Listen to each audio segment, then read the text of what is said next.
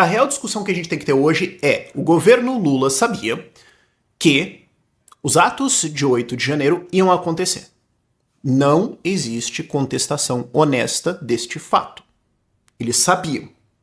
E ao saber, optaram por deixar acontecer. E quando foi exposto que eles sabiam e que deixou acontecer, não foi investigado, uma pessoa foi demitida até silenciosamente, e foi isso. Tudo parte de uma tentativa de transformar o ato de vandalismo numa narrativa de que foi um golpe para justificar poderes excessivos do STF e do Lula para perseguir a oposição. Essa aqui é a discussão hoje. Então não me venha com assim, foi golpe, que não sei o que. Não, nós vamos discutir isso lá, mas vamos relembrar da narrativa certa aqui, ok?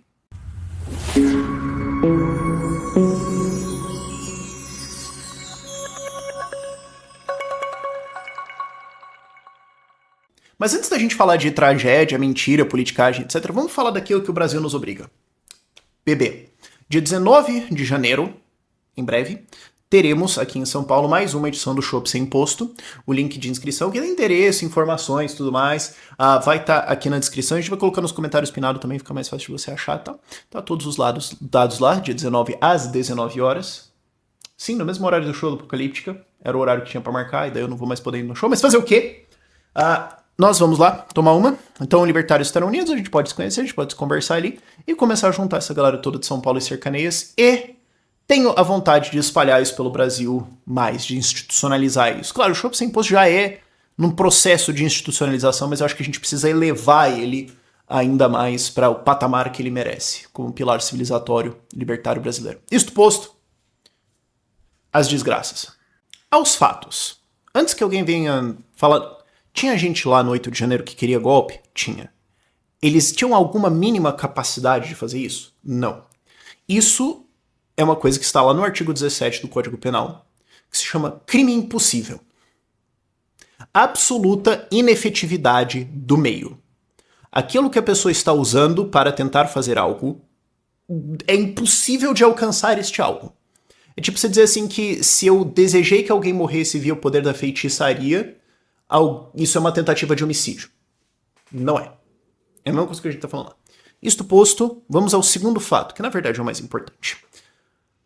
O general Gonçalves Dias, que era então ministro do Gabinete de Segurança Institucional, ministro do Lula, já era 8 de janeiro, ok? Já estava todo mundo empossado. Esse cara, que era responsável pela segurança de Brasília, a segurança institucional, recebeu mais de 10 relatórios diferentes, incríveis, de Polícia Federal, de polícia, de ABIN, Agência Brasileira de Inteligência. Recebeu vários relatórios críveis, extremamente sérios, de que as pessoas estavam indo para Brasília fazer o que foi feito. Ele sabia. Não existe nenhuma contestação minimamente séria deste fato. Ao saber disso, ele ignorou os relatórios, não repassou eles para onde deveriam ser repassados, não tomou medidas de segurança, inclusive, aos contrários, retirou segurança de Brasília, permitindo então que os atos acontecessem. Agravante, meses após os fatos, vazou o vídeo do Calvíssimo, não o Calvíssimo do STF, o Calvíssimo ministro. Aliás, o Calvo. Vamos nos referir a ele como Calvo e o Xandão é o Calvíssimo. Ok? Beleza? Beleza? Vazou o vídeo do Calvo dentro do Palácio do Planalto, abrindo porta e dando água para os invasores. Portanto, facilitando os seus atos. Esse vídeo só existe, aqui a gente só conhece ele porque esse vídeo vazou. Ele era conhecido ao STF, ele era conhecido à Polícia Federal, ele era conhecido ao governo e ele não seria apresentado. Então nós aqui não ficaríamos sabendo disso, não haveria transparência dessas informações. O que nos faz questionar também que outras informações extremamente graves são conhecidas por eles e não saíram. Claro, isso não é investigado, isso não será investigado. Mas a pergunta fica no ar. Após o vazamento desse vídeo, ele foi demitido. Mas os fatos incontestáveis são: o governo sabia, o governo deixou acontecer, e quando foi exposto que o governo sabia e que deixou acontecer, através de um vazamento, o Gonçalves Dias foi demitido e nada mais se investigou. Outro agravante, Dino, e as imagens? Existia uma conversa de que existiam forças de segurança dentro do Ministério da Justiça, sob comando, portanto, do Dino. E aí, era buscado as imagens disso. Cadê? A gente quer saber se tinha ou não tinha. É só mostrar as imagens mostrando que não tinha. Aliás, o que estava acontecendo lá? Essas imagens não foram apresentadas e foi enrolado por semanas. Mais ou menos uns 2 meses foi enrolado. Até que o Dino chegou e falou: pessoal, então, na verdade, tinha uma empresa, né? Porque a culpa é sempre de uma empresa, a culpa do capitalismo.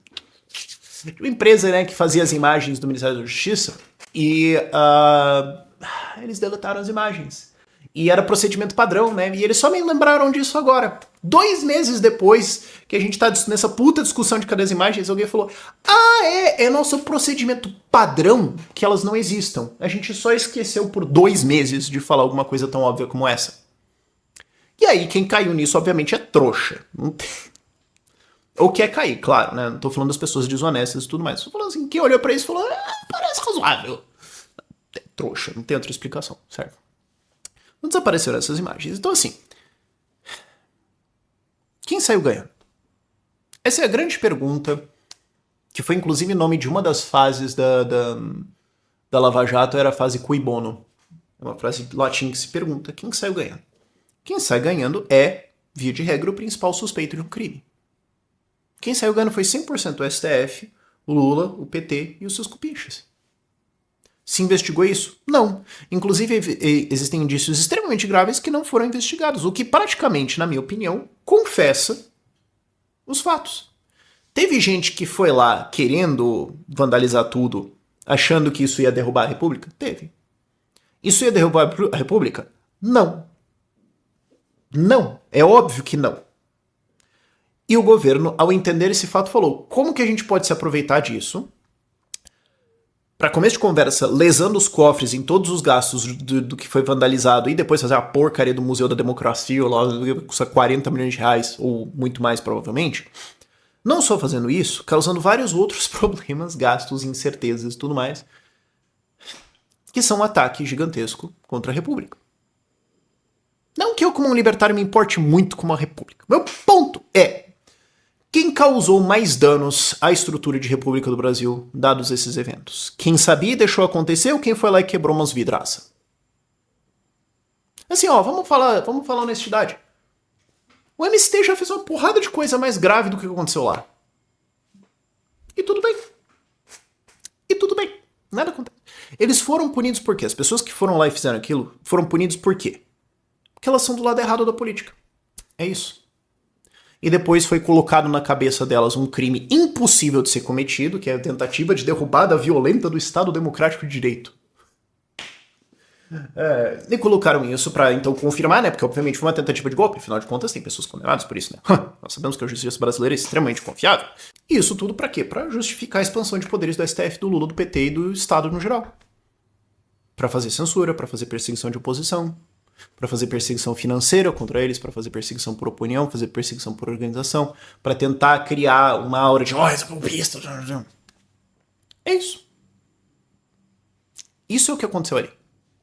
E essas pessoas que estavam lá são pessoas que cometeram erros graves, que tinham minhoca na cabeça para achar que aquilo lá ia dar em qualquer coisa que não isso.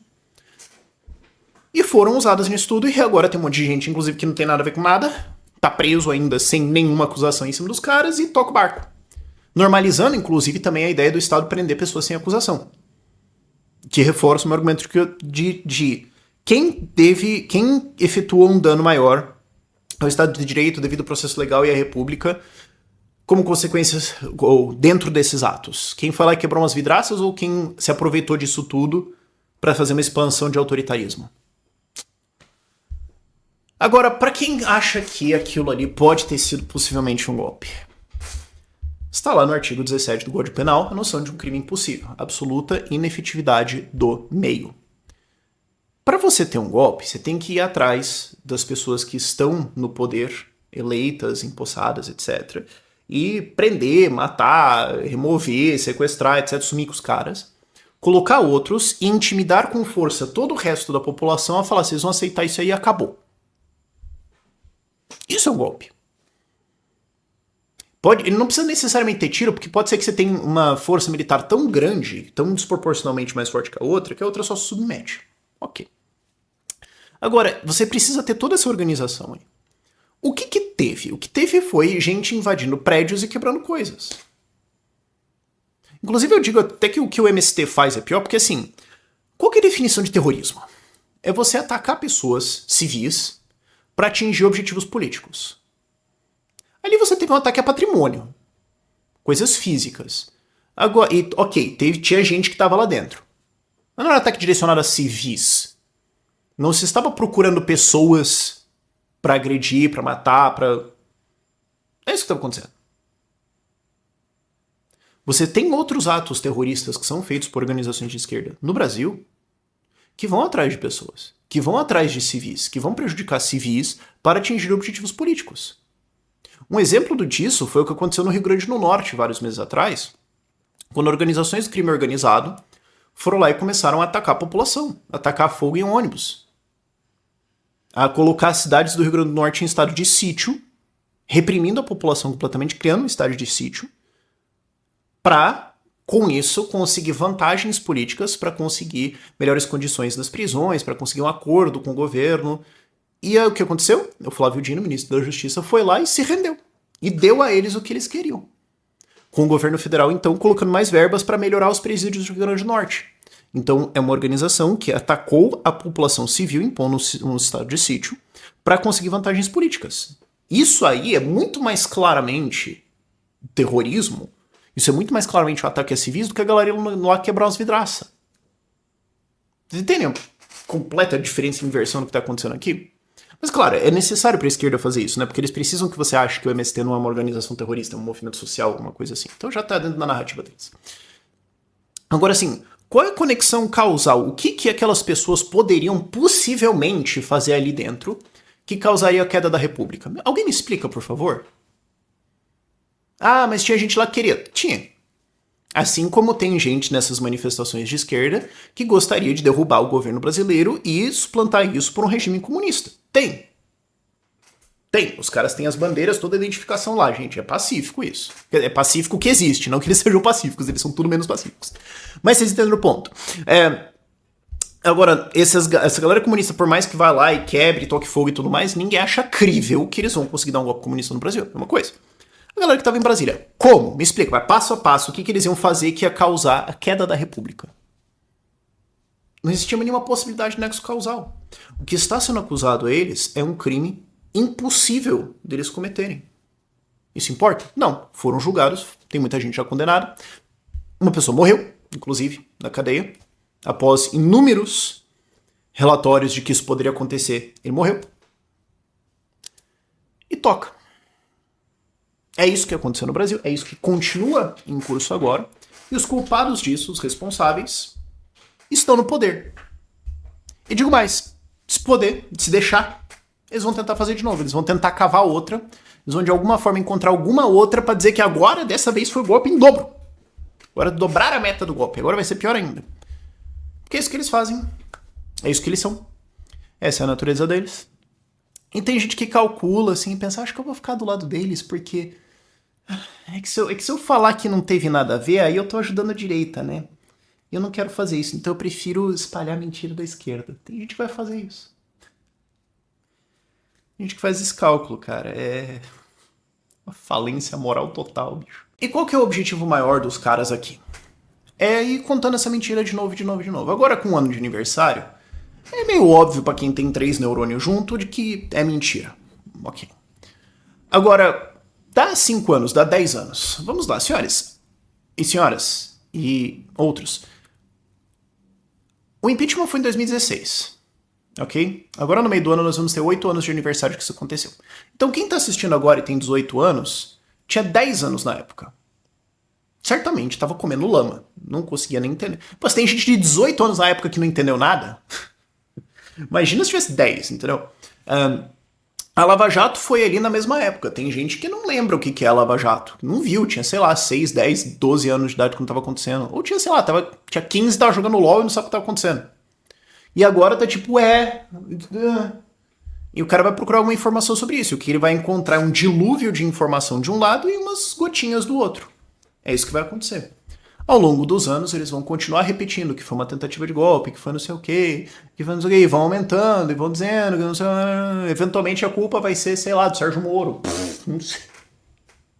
Vão criar um monte de merda ao longo do caminho, como eles fizeram. A crise do Brasil em 2015 e 2016 foi porque a Lava Jato quebrou as empreiteiras. O PT falava isso na época. Ninguém... falava, mano, você come terra, mano, vai cair na vala, sei lá. E hoje tem um monte de gente que acredita nisso. Que é repetido de novo, de novo, de novo.